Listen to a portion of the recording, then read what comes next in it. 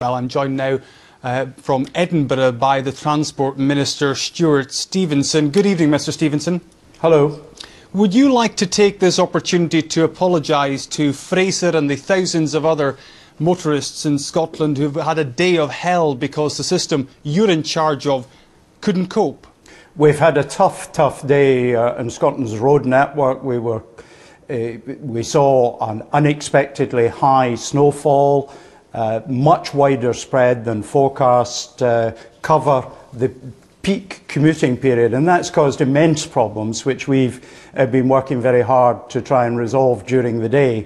But it's only this evening that we're beginning to see some movement on our major road networks. I didn't hear the report from Hart Hill, but I know that there's recovery vehicles there recovering an HGV that's been blocking the road. I know that at Castlecarey we've managed to recover a vehicle blocking there. So a huge amount of work being done, and extra resources brought down from further north in Scotland to deal with the issues. But people on our road network have shown immense patience. And I hope they will continue to observe the police advice and stay with their vehicles, because that will help clear the backlog that we have on too many of our roads. Are you going to apologise to them for the way this has been handled? I think that in the face of an unforecast fall of snow, a much wider spread of snow, we've done a great deal. Councils, the health service are part of the team. We've seen mountain rescue teams contributing voluntarily to helping people out. We've been hearing all day from people who are stranded. They've been stranded in many occasions from the beginning of this morning. Many of them will only now be getting some relief if the updates you've just given us are indeed accurate. Are you not going to apologise to them for the way this has been handled? Because many of them haven't seen a gritter all day. We know that it's been snowing, we know the weather conditions have been poor, but yet the system simply couldn't cope, and it left thousands of people inconvenienced because of it. I think we heard in the reports before I came on air that there have been substantial difficulties in getting the gritters to the points that they're required, simply because the snowfall happened at the worst time of day, unforecast, during the commute. We would ideally have been providing advice for people, if we'd known this was the kind of weather, not to travel on our roads unless absolutely necessary. And we would, of course, got the gritters and the snowplows in place, clearing the roads much earlier. But that's now happening. It's very clear that the blockages in the M8 at Junction 2 near Edinburgh, at Junction 5 at Hart Hill, and at Eurocentral we're now dealing with on the M80 similarly. So we've managed to get past the significant number of cars, a number that are abandoned, which is causing difficulties, and we're beginning to make that real difference. And you've got nothing to be sorry about the way today's gone?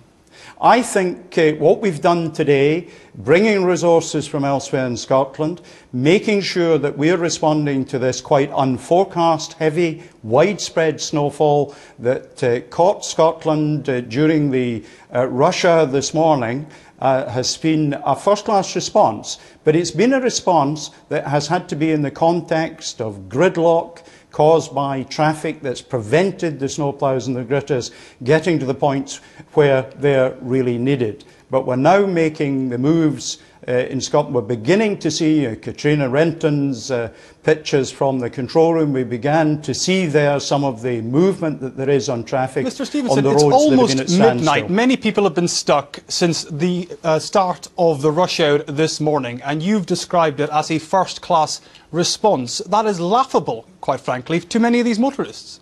These motorists have shown immense patience. I absolutely accept that. They've been sitting in queues, delayed for far too long.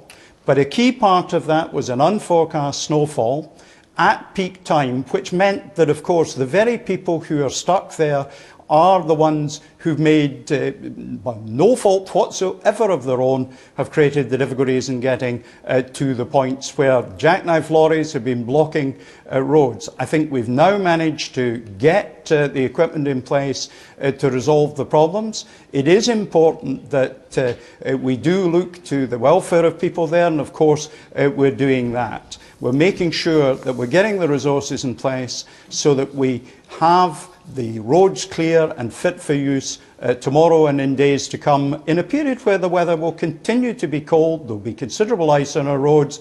Winter is not yet over. How many people have been stranded this evening, do you think? It's impossible to say. We're dealing very much with the police, taking the police advice, and the police have opened up a contact number for people who are stranded and need advice. And if I may, I'll just give anyone who's listening that number. It's 0141 532 2000. It's a Strathclyde Police number, but they're covering the whole of central Scotland, and it's a source of information for people who are stranded. They're very much our first concern. We're looking to make sure that their interests are looked after. Will the roads be clear for tomorrow morning's rush hour, or will it be another disaster? The forecast for tomorrow is somewhat better than today. It really depends on getting the roads clear of abandoned vehicles. That's going to be one of the challenges overnight.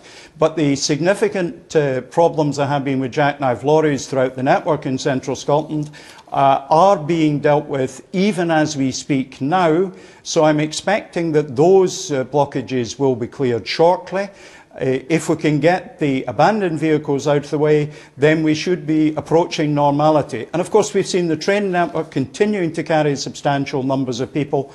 A reduced service, reflecting reduced numbers, but other parts of the transport system have been there picking up a degree of the slack. Let me give you one more chance, Stuart Stevenson, to apologise to the motorists. Do you want to take it up? I think the important thing is that in the face of unforecast weather, that we've made terrific efforts. It's been a period of great inconvenience for motorists, truck drivers across Scotland. It's certainly something I would have preferred not to see, but I think we've made every effort we can in the face of unforecast and extreme weather. OK, Stuart Stevenson, Transport Minister, thank you very much indeed for joining us this evening. Now, you can keep up to date with travel and situation online.